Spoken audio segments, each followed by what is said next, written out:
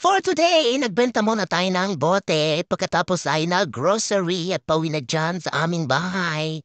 Naghintay ng bus at yan ang aking pinamili. O, di ba? Itlog for life. And here I am. Good morning, good afternoon, good evening sa inyong lahat. Ito na naman ang Inday Garutay sa inyong mga buhay sa araw-araw na gawain ko. Ayan, syempre unahin natin ang mahal nating alaga. At for today's video, medyo makulimlim pa rin ang panahon, malamig at medyo umuulan nung gabi at sa umaga. Dito na kami nagkape ni Lola sa sala. Diba? Relaxing din pagising ng umaga habang nanonood ng news kung anong nangyayari dito sa Israel.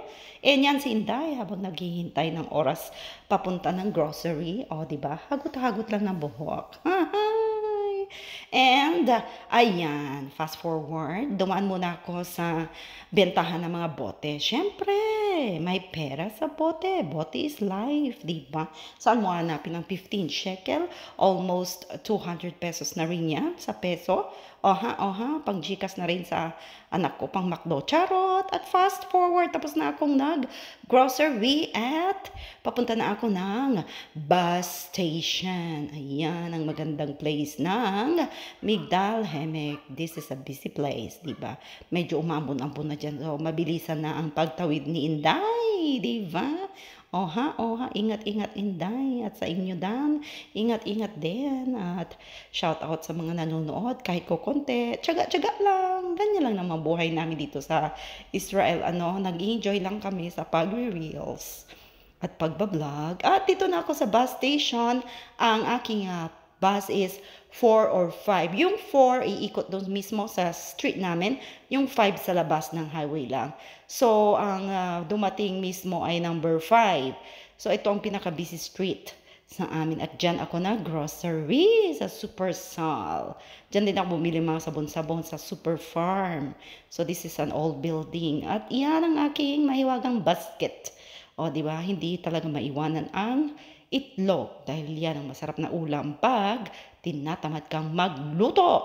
Di ba? Sinong nakaka-relate dyan? Mga OFW. Hey, dako.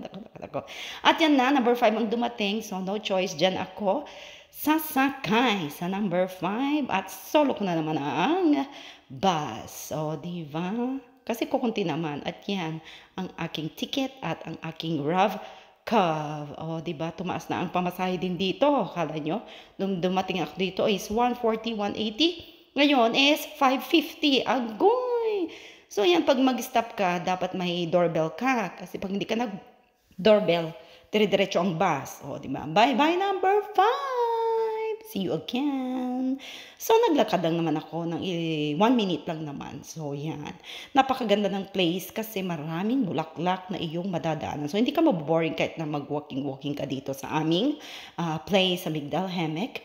So, yan ang landmark sa aking place, ang Takanazunol or yung gasoline station na so good. Malapit kami dyan. So, pag may gusto akong bilhin na mabilisan, dyan ako bumibili. Diba? At yan ang aming bahay.